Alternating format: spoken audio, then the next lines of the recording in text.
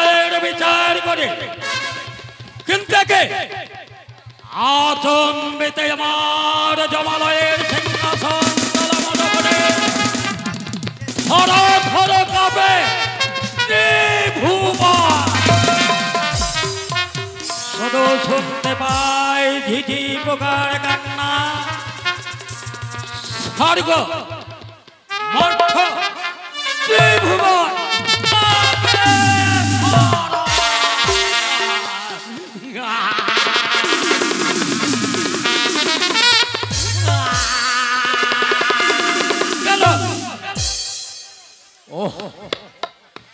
ইন্দ্রপুরী থেকে অনুরুদ্ধ উৎসাহকে পদ্মা নিয়ে আসছে মর্তধামে। তাদেরকে সরজ নদীর তীরে অগ্নিকুণ্ড জ্বালিয়ে তারা ঝাঁপ দিতে যাচ্ছে। সেই অগ্নি দেবদেহ ত্যাগ করে মানব রূপে জন্ম দিয়ে মর্তে করবে তার পূজার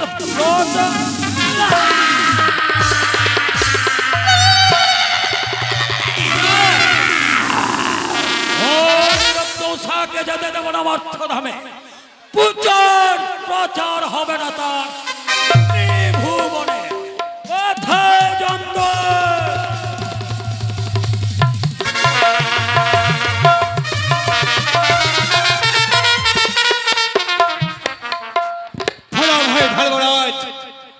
ধর্মরাজ, আমায় কেন স্মরণ করেছ? শোনো জন্মে ও নিরুদ্ধ উৎসাহকে ইন্দ্রপুরী থেকে পদ্মা নিয়ে আসছে মর্তধামে।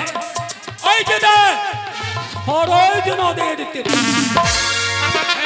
এক অগ্নিকুণ্ড জ্বালিয়ে তারা ঝাঁপ দিতে যাচ্ছে। সেই অগ্নিকুণ্ডে এই মুহূর্তে যাও তুমি অনিরুদ্ধ উৎসাহকে নিয়ে এসো আমার এই জমালয়ে। হবে ধর্মরাজ। শোনো, স্বেচ্ছায় যদি অনুরুদ্ধ উৎসাহকে না দে তোমার হাতে তুলে পদ্মাকে এই যুদ্ধ পরাজিত করে চামের দড়ি দেবে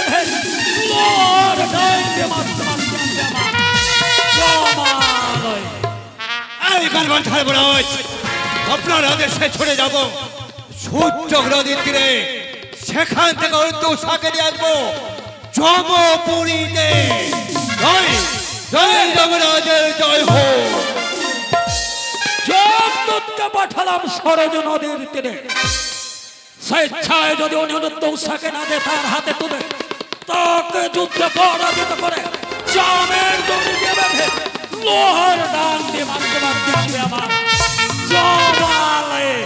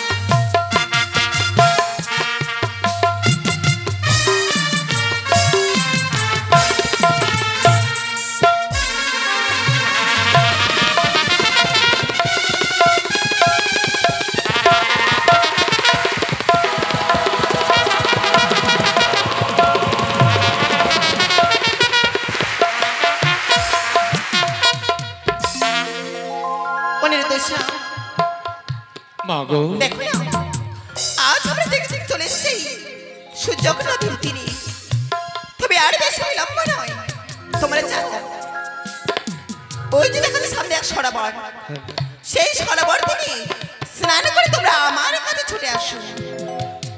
বেশ মাগো, তবে তাই হবে মা।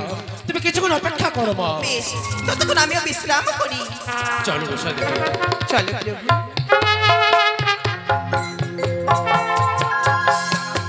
রোষা দেবী বলো। চলো, দেখতে পাচ্ছ ওই গঙ্গায় কি আমরা দুজনের শরীর পবিত্র করে তবে মা নিয়ে যাবে আমাকে ওই মর্ত ধামে। চলো চলো, তোকে চান করে আসি।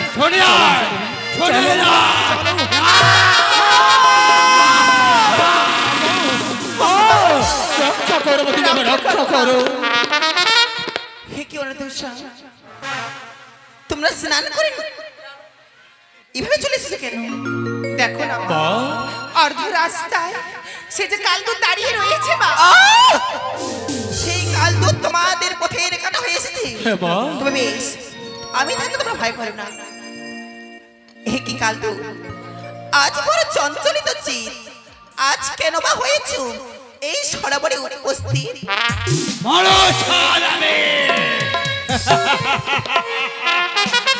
কানায় উপস্থিত হয়েছি, তবে দেখতে পেয়েছ অনুতোষায় প্রাণ বিসর্জন দিচ্ছে ওই সূর্য নদীর তীরে। তাই তাই তাদের প্রমাণ দাঁড়িয়ে যাব যমপুরীতে। দেখো কালদূত, মধ্যের বুকে পুজো প্রচারের জন্য নিয়েছি অনুতোষারি, আজ কি করে নিয়ে যেতে দিই তোমায় সেই জমের দ্বারে? তুমি ফিরে যাও ইন্দ্র। আমি ফিরে যাওয়ার জন্য এসেছি। বলো অনুতোষাকে স্বেচ্ছায় আবার হতে তুলে দেবে কিনা? কিছুতেই দেব না। বেশ, আজ যদি করতে হয় রান তবু করবো না, তথাপি নিয়ে যেতে সেই অনুতোষা।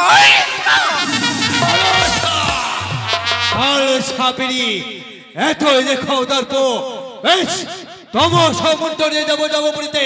যদি করতে হরণ তবু না ছাড়বো অনুতোষার জীবন বাইরে। কাল সাপিরি বেশ, তবে আজ রণের জন্য প্রস্তুত হয়ে যাও। কাই হয়ে যাও।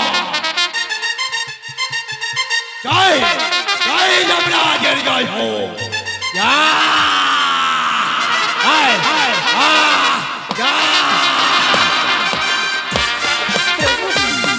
আমার জীবন দেখো সামনে দেখো।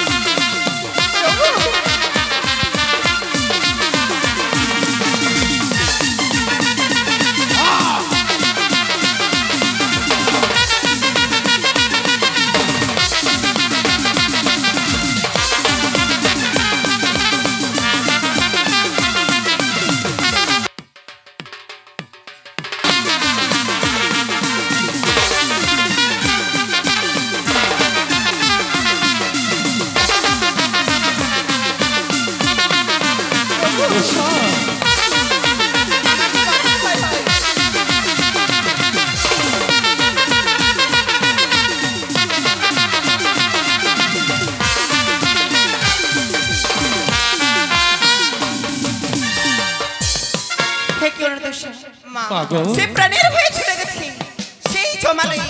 তোমরা আর বেশি বিলম্ব করো না, আমার সঙ্গে করে এসো। চলো মাগো চলো। চলো, আমি তোমার সঙ্গে করে যাবো সেই সরোবরে স্নান করার জন্য। তাই হবে মাগো, এসো বাবা।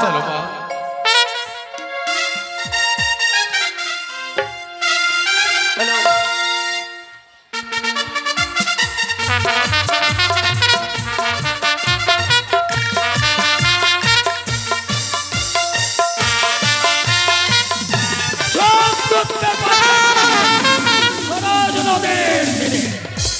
তবে জানি না ও নিরুদ্দোষাকে আনতে পারছে কিনা এই জমালয়ে। অপেক্ষা করে জমালয়ে ছুটে যায়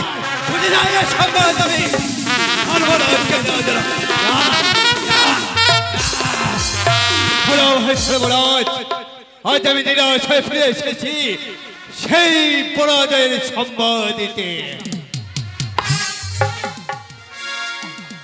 অনুতোষা কোথায়? ধর্মরাজ অনুতোষাকে আমি আনতে পারিনি জমালয়ে, তাই পরাজয় হয়ে ফিরে এসেছি সংবাদ জানাতে আপনাকে। তাহলে তুমি অনুতোষাকে আনতে পারোনি? না ধর্মরাজ, অনুতোষার জন্য তুমি পদ্মার সঙ্গে যুদ্ধ করেছিলে। হ্যাঁ ধর্মরাজ, পদ্মার সঙ্গে আমি অনেক যুদ্ধ করেছি, কিন্তু পেরে উঠতে পারিনি। তার সঙ্গে অনেক শক্তি রয়েছে ধর্মরাজ। তাহলে তুমি সেই যুদ্ধে পরাজিত হয়েছে। হ্যাঁ ধর্মরাজ, আমি যুদ্ধে পরাজিত হয়েছ ধর্মরাজ। সামান্য একটি নারীর যুদ্ধে তুমি পরাজিত হয়েছ।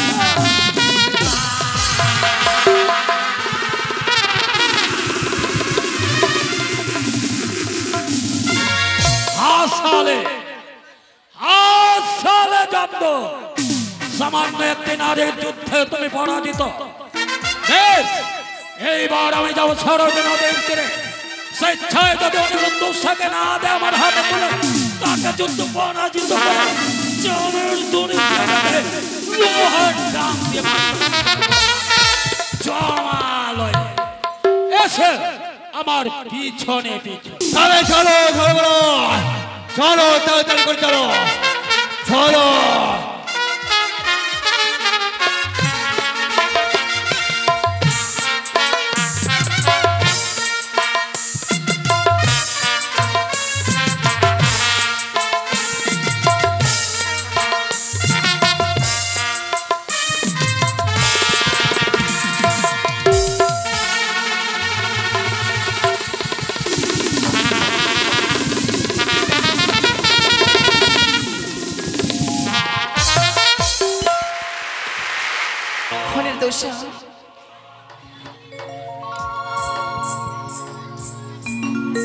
বলো মা।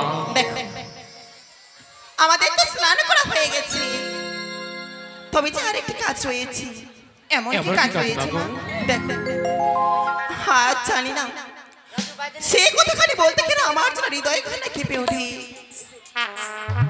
হরিদোষা, বলো মা। আজ আমি আমার পুজো প্রচারের জন্য তোমাদেরকে সেই মধ্যের বুকে নিয়ে যাব, কিন্তু এইভাবে তো দেবরূপ ভাবে তো নিয়ে যেতে পারবো না। তাহলে তাহলে জানো,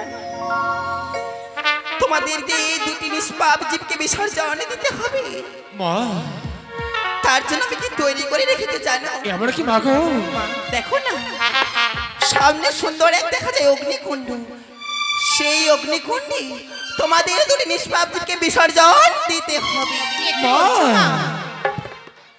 এ তুমি কি বলছো বাবু?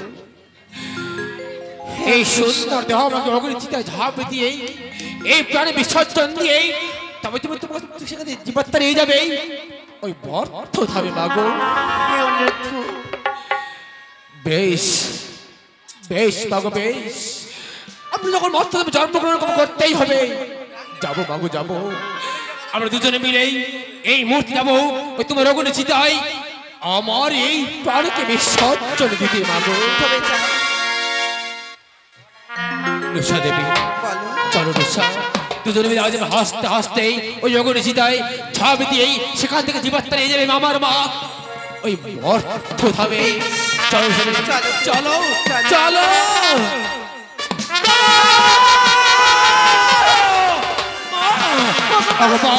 রক্ষা করো বাবু, তুমি আমাকে রক্ষা করো মা, রক্ষা করো। পদ্মা, এই সরজ নদীর তীরে অনিরুদ্ধ উষা কেন এই অগ্নিকুণ্ডে ঝাঁপ দিতে যাচ্ছে? শোনো ধর্মরাজ, শুনেছি জম্পুরি নৃত্যের সার, আজ মনে মোর বাসনা তা দেখিবার। অনিরুদ্ধ উষাকে নিয়ে যাব আমার জমালয়ে। দেখো, পৃথিবীতে যত জীব আছে চরাচর, মরিলে যায় সেই জমের তার, মনে বড় বাসনা তা দেখিবার। তাই সেই জীবাত্মার অধিকার তুমি হতে পারো, কিন্তু এই অনন্ত জীবের অধিকার যে আমি না। জামের রশি দিয়ে বেঁধে অনিরুদ্ধ উষাকে নিয়ে চলো আমার জমালয়ে। দাঁড়াও কালদূত, আজ আমি কিছুতেই সেই জীবাত্মা নিয়ে যেতে দেবো না, কারণ সেই জীবাত্মা আমি আমার পুজো প্রচারের জন্য নিয়ে এসেছি। তাই যতদিন আমার সেই পুজো প্রচার নাই মধ্যের বুকে, আমি কিছুতেই কিন্তু সেই জমে